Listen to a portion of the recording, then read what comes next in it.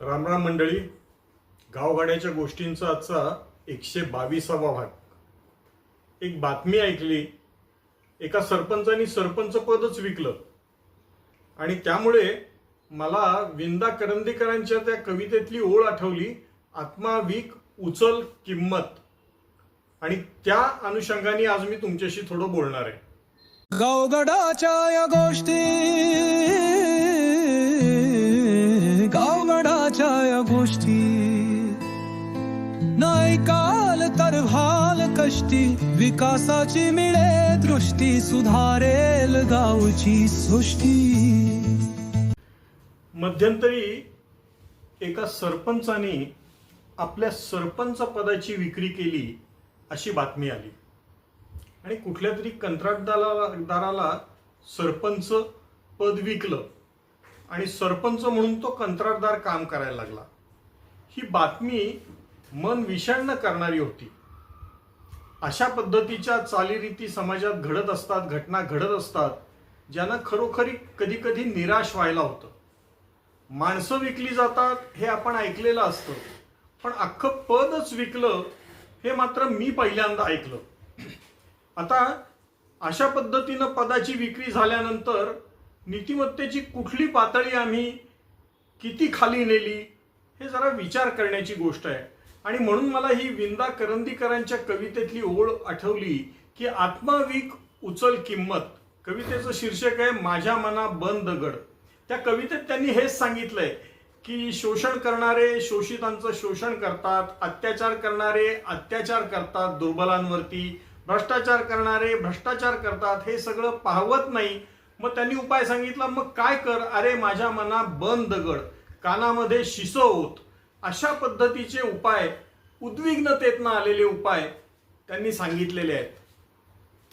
तुम्ही विचार करा, आपण आपल्या मागच्या भागांमध्ये पाहिलेलं होतं की सरपंच पदाची प्रतिष्ठा काय असते. मी सरपंच गावचा मुख्यमंत्री आहे असं म्हणणाऱ्या सरपंचाची गोष्ट मी तुम्हाला सांगितली होती. आपल्याला असंही मी सांगितलं होतं की आमच्या पळसखेडचे सरपंच जे आहेत ते पंचायतीत आल्यानंतर, ग्रामपंचायतीच्या कार्यालयात आल्यानंतर सरपंचाच्या खुर्चीला नमस्कार करतात आणि मग आपला दैनंदिन कारभार चालू करतात. म्हणजे त्या पदाची एक प्रतिष्ठा या सगळ्या मंडळींनी कशी जपून ठेवलेली आहे हे आपण पाहिलेलं होतं. आपल्याला यशस्वी सरपंच आमचे आदरणीय पोपटराव पवार असतील, आमचे पेरे पाटील असतील, यांनी सरपंच पदातनंच आपल्या कामाचा श्रीगणेशा केला आणि केवढी मोठी कामं त्यांनी उभी केली. म्हणजे सरपंच पदाचं महत्व आपल्या लक्षात येईल की ते म्हणजे ऐऱ्या गैऱ्यांनी सांभाळावं असं पद नाही आहे. अगदी राजकीय क्षेत्रातलं उदाहरण घ्यायचं झालं तरी विलासराव देशमुखांनी आपली कारकीर्द सरपंच पदापासून सुरू केली, आपले माजी मुख्यमंत्री, आणि ते मुख्यमंत्रीपदी केंद्रीय मंत्रीपदी सुद्धा गेले. ही सरपंच पदाची महती आहे. असं असताना एका शूद्र स्वार्थाकरता कुणीतरी ते सरपंच पद विकलं. ही घटना मनाला घरं पाडणारी, निराश करणारी, उद्विग्न करणारी आहे. आपल्याला असं नको आहे. आपल्याला पाहिजे, ज्याला आपण म्हणतो ना कार्यकर्ता वृत्तीनं जे काम करतायत, की हे पद म्हणजे अधिकार नसून कर्तव्यांचं एक मोठं ओझं आपल्या डोक्यावरती आलेलं आहे असं समजणारे असे कार्यकर्ते सरपंच व्हायला पाहिजेत. आपल्याकडे राजाला असं म्हटलेलं आहे की तो उपभोग शून्य स्वामी असतो. त्यांना आपल्या अधिकारांचा उपभोग घ्यायचा नसतो.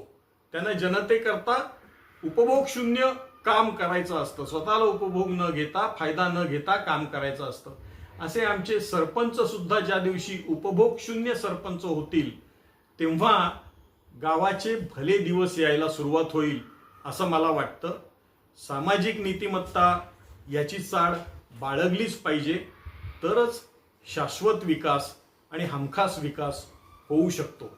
आपल्याला हा व्हिडिओ कसा वाटला हे जरूर सांगा. आवडला असेल तर लाईक करा, शेअर करा, सबस्क्राईब करायला विसरू नका. धन्यवाद.